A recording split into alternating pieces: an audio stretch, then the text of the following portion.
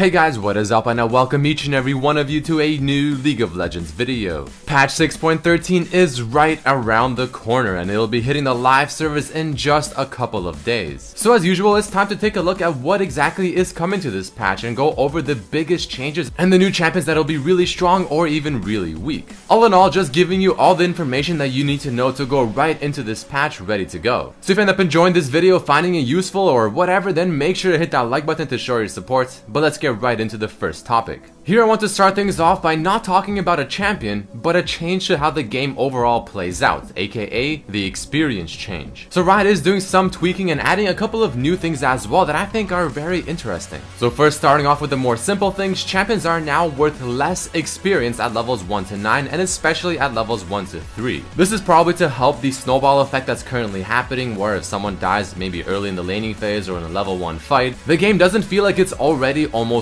over. You still have a chance to come back and the person that got that lead isn't gonna be insanely and miles ahead. On top of this, now if you were behind maybe because you DC'd or you just had an exceptionally bad laning phase or whatever the case may be, the experience gained when you are this behind in levels just simply works better. You'll get more experience when killing minions and it'll just overall work out in a better way. But here are two that I'm pretty sure are not in the game that I also think are very interesting. The first of which being, champions now when they die, for 10 seconds around their corpse will be getting experience when enemy champions die. So if you ended up being the sacrificial lamb to engage a huge teamfight where your team, because of your sacrifice, just ended up acing every single person and it happened very close to your corpse or at least relatively close, you'll still be getting experience for that. On top of this, whenever you're killing wards, this will also now grant you experience, 30 for regular wards, while 15 for blue trinkets. This is a cool one because now placing wards is even more strategic because you don't want to just simply spam them and put them in easy to kill places and just offer free experience over and over and over. So that was the first big change that I felt like was necessary to talk about, but let's go into change number 2, which is going to be about a champion.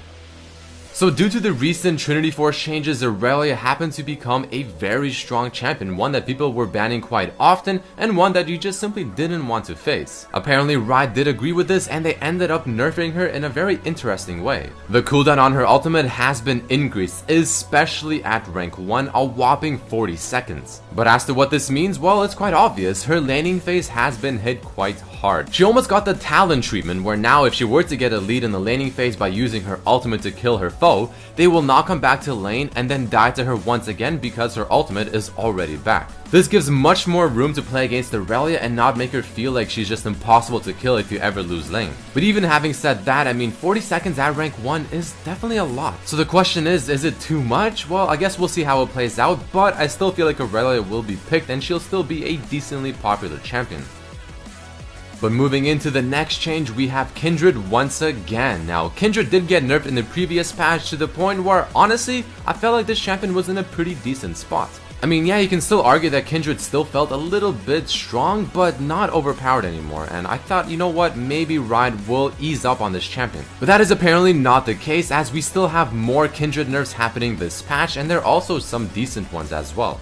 So what's happening? Well, first of all, the basic stuff out of the way, base armor has been lowered to 20 from 27, which is a lot considering that is level 1 base armor. And this helps a lot when it comes to tanking the jungle monsters if you ever have to. The armor growth has been increased very slightly, however. But the biggest thing is the fact that the W ability no longer heals. Instead, now, Wolf's auto attacks versus monsters will slow their attack speed and movement speed by 50% for 2 seconds. Now, at first I was somewhat confused as to why they did this change, so I looked into it, and apparently the reason is as follows. The success of Kindred's jungle clear was just dependent on how well can you kite. So if you're a very experienced Kindred player, you are very ahead when you finish your jungle camps. I mean, you're probably not going to be taking a lot of damage and it's really not overall a fair feeling. So all in all, I just put experienced Kindred players way above the rest of junglers when it comes to the clear speed and how effectively they can do it and how healthy they can come out of the jungle. And this is what Riot decided to do to try and make this a little bit of a more sort of fair thing to do. So now kiting is across the board easier. It doesn't really separate the skilled players from the non-skilled players as much. And in turn, since kiting is easier, the base armor can be reduced to what is in line with AD carry type champions, because at the end of the day, even though Kindred is a jungle type champion, their playstyle and overall feel is still very much of an AD carry, which explains the base armor being lowered from a melee type champion of 27 to 20 of a ranged champion. Now the next two changes I'll be talking about are potentially the biggest of this patch, and I have to say I'm not very happy with them as well because they're two champions that are just not really fun champions to have in a current meta.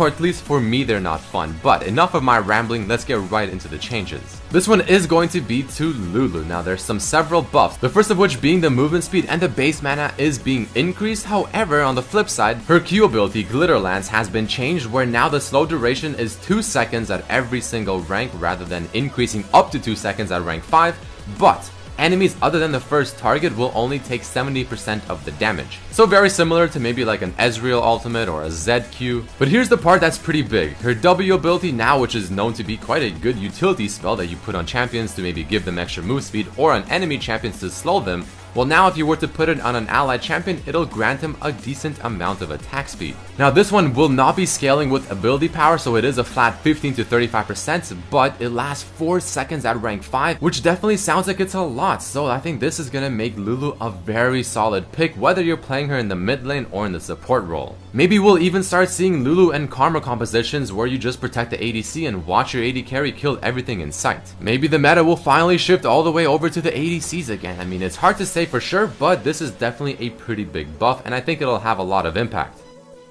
But the second change that I feel like is going to be huge is the Tahm Kench buffs. Now this is a champion a lot of people find really obnoxious to face, but if you have him on your team, then you're probably pretty happy. Now there's a lot of changes to go over, so let's get started. The first of which being the passive he used to have on his ultimate is now changed to his actual passive ability, and it's a little bit different. The idea is still the same. I mean, he still gets bonus damage on his auto attacks and his spells based on a percentage of his maximum HP, but the percentage is lower, but it's for total HP, not just bonus HP. You get this effect from level 1, and you also can stack this 3 times. So you can see at the top there it says at level 16 you'll get a 1.5% increase of your maximum HP on your auto attacks and your abilities, stacking 3 times, that's 4.5.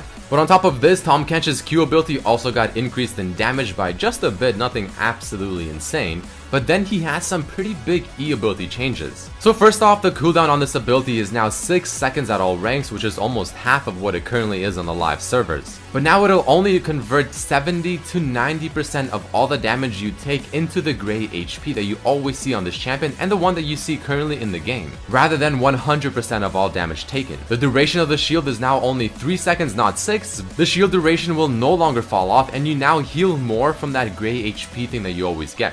But that's actually not it, because there's also buffs to his ultimate, where now it'll no longer obviously have the passive, which is actually changed to his actual passive. The range on his ultimate has been increased, but the channel duration has been decreased, so you can't just sit there for 20 million years waiting for someone to jump in. But it's slightly faster in terms of how fast he goes into the ground and how much time the enemy sees your mark on the ground before you reappear. All in all, this is some serious changes to Tahm Kench. Overall, in my opinion, a buff, and I feel like this is definitely going to be sparking a lot of interest in this champion once again, and a lot of people are going to be starting to pick him up. So like I said at the beginning, I mean, he's not a fun champion to face. He really isn't, so this is going to make him a lot more popular. You're going to be seeing him in a lot more games, whether he's on your team or the enemy team, and it's just something you should be very ready for.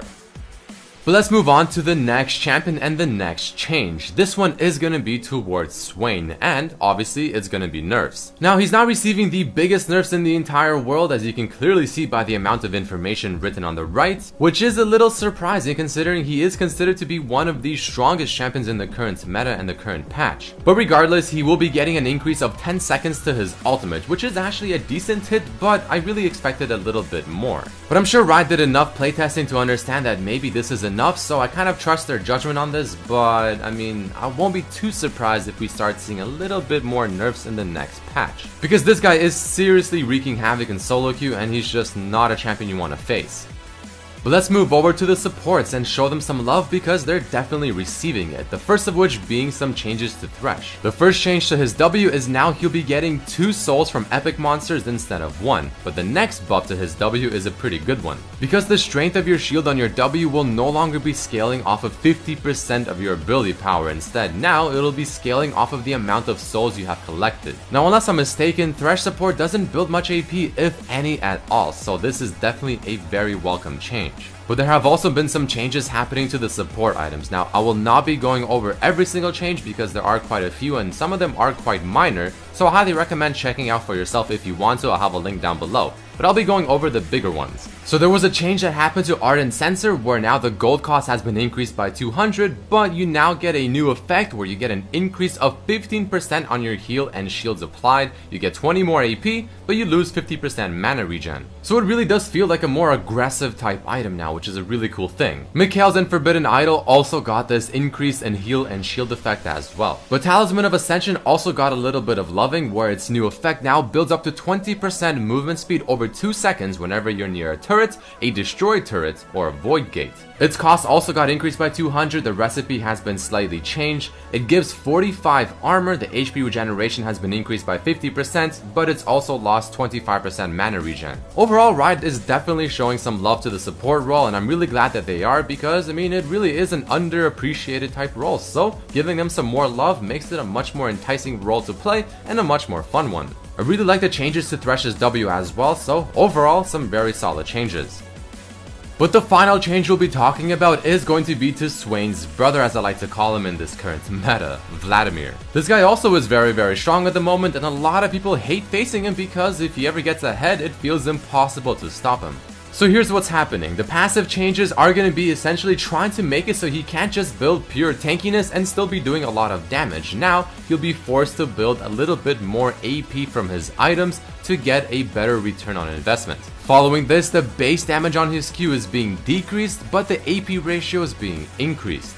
So Vladimir is getting the Echo treatment, where you just cannot build pure tanky stats and still be doing an insane amount of damage, yet impossible to kill. You have to be investing more into damage if you want to deal damage. And I honestly like these kind of changes because this is how it should be from the start, so I definitely like this one a lot. But either way guys, there you have it, the biggest changes coming into patch 6.13. All 8 of them in my opinion have been mentioned to you. Hopefully you got enough information to go into this patch ready to go. And if you guys did enjoy this video, make sure to share this with your friends, let everyone else know what to expect in this next coming patch. It is a pretty big one. And if you did enjoy the video, make sure to hit that like button to show your support. Subscribe if you haven't, check out my other videos as well, you guys know the drill, and I'll see you next time.